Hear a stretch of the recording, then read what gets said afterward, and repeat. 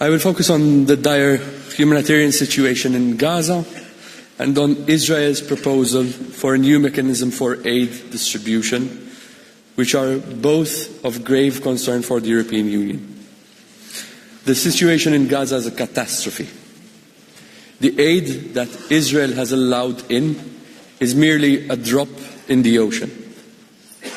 For over 80 days, Israel has blocked the entry of humanitarian supplies to Gaza. That means 80 days of no food, no medicine, or other vital supplies have entered the Gaza Strip. According to the United Nations, food stocks are now exhausted and famine is imminent. Malnutrition has already claimed the lives of over 100 children, and 70,000 more are at risk. Curable diseases and infections cannot be treated. The European Union has consistently called for the blockade to end, recalling that as occupying power, Israel is obliged under international law to ensure that humanitarian aid reaches the population in need. On the 18th of May, following intense international pressure, the Israeli government has announced the resumption of some humanitarian aid. But the amount of aid that has entered is insufficient, and according to our humanitarian partners, it is not even yet distributed to those who are in need.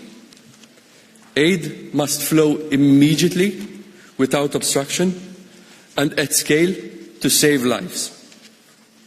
Israel's proposal for a new mechanism to distribute humanitarian aid clearly undermines the principled humanitarian action and international humanitarian law. The shifting of responsibility for the distribution of aid to non-humanitarian actors and private security contractors sets a very dangerous precedent.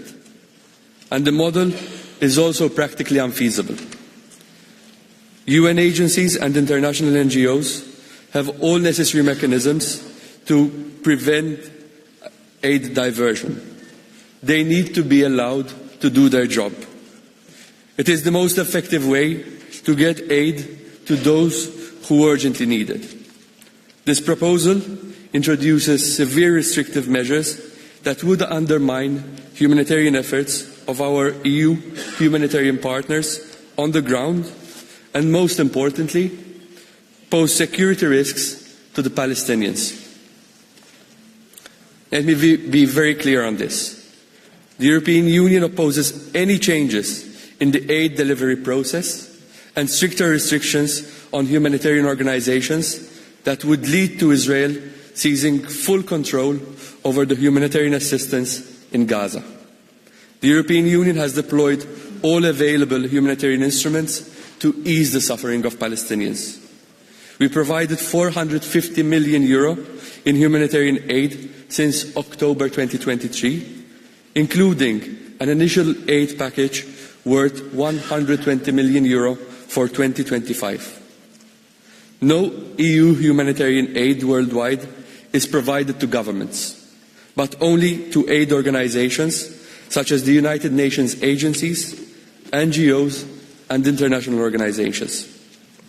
We will continue working with our trusted EU humanitarian partners as we have been doing for decades. It is clear from yesterday's discussion in the Foreign Affairs Council that addressing the humanitarian situation in Gaza is now our biggest priority. The High Representative also announced a review of Article 2 of our association agreement with Israel. This exercise will now be launched, and it is now imperative for Israel to unblock humanitarian aid. Saving lives is our top priority. Thank you.